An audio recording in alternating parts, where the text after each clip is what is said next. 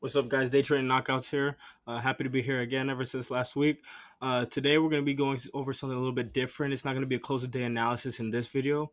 We're actually going to be going over something that I know is a big hassle for many beginner traders and even people that are more intermediate. Something I've dealt with many times, which is mistiming the market, entering at a wrong time, and the market will chop you out. You'll get stopped out, and then as soon as you exit, it goes back in the direction of the trade that you wanted. So in today's video, we're going to address how to be able to handle that better, a tip that'll be able to go along with what I do to avoid that problem, and specifically how you can apply it so that it'll happen to you less. And as you start to progress more and more, get more screen time, you'll be able to stay in the market even when you get a nasty wick or some form of retest at a level or a retest at your stop loss. So with that being said, guys, let's get into the video now. I mispronounced it again. I always make some grammar errors like usual. You know how it goes with me. It's always authentic. But in regards to that, guys, it's a specific rule that I mentioned in a previous video, but I'm going to do it today with a little bit of better quality. This microphone makes the video look very tacky. Let me changed it. So basically, the patient stop loss rule is something that I have gone over, and basically what it means, it's referring to something when you hit the stop loss that you initially planned out for, but instead of immediately stopping out, what I like to do is I like to be a little bit patient. Once the stop loss gets hit, what will happen is I will wait for the close of that candle, and then once that candle closes, I'll wait to see if there was a big wick at the end where the stop loss happened, or I'll just wait for the close to see if there's any continuation. So regardless of where it closes, if there's a wick, obviously that helps. But if there was a strong close at the stop loss, you'll just get stopped out easier. But basically, let's do a visual example of this. So say right here, on the day of March 1st, I didn't apply this rule and I got stopped out. So when you look at this here, what happened to me?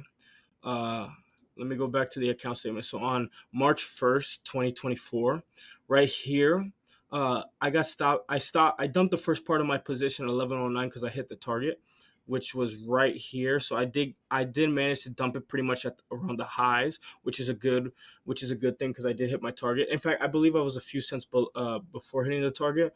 But regardless, that's not the point of this video. The point of this video is actually more pertaining to where I dumped these last runners right here, and I dumped it at 11:35.35. That's this candle right here. How did I already knew? Because I remember how this day went down for me. So basically, what happened is right here I got wicked out. So I personally, once I hit my first target, I will adjust the stop loss and I'll move it up or down. In this case, I would move it up due to the fact that since it's a bullish long trade, I move it up a little bit to compensate with the nearest inflection point, and also just to kind of like manage keeping some of the profits that I've already made. So I moved it up and I actually got wicked out. But then what happened is we continued to the upside. The proper way to handle this is basically you get this wick right here. And then once you hit that stop loss, you don't stop out once the stop loss trigger hits. What you do is you let it hit, and then you just be a little bit patient just to verify to make sure you're not just going to get faked out by the market, because the market does tend to do that bullshit. You'll wait for the close, and after the close, because we closed the candle, we closed here on the candle. Say if we made it all the way back to the bottom of this wick again, then once we hit that, then I would stop out.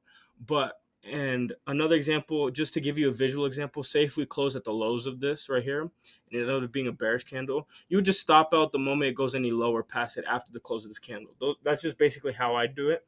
It personally has helped me, especially in markets when it tends to do, instead of just doing a quick little consolidation going to the same in the direction of the trade. This works especially better when the market tends to do more retests, which in this scenario right here in this month, in the month of March, I did notice it did more of it, which helped me stay in the trade. But regardless, it's something that helps me out a lot. And the reason I'm able to pull it off better is due to the fact that I am a very picky trader, and I also am very defensive minded. And my stop losses are usually no greater than 50 cents away from where I entered. Maximum, usually, it'll be no greater than 60 cents. Sometimes I can have it be as tight as 30 cents, and so on and so forth.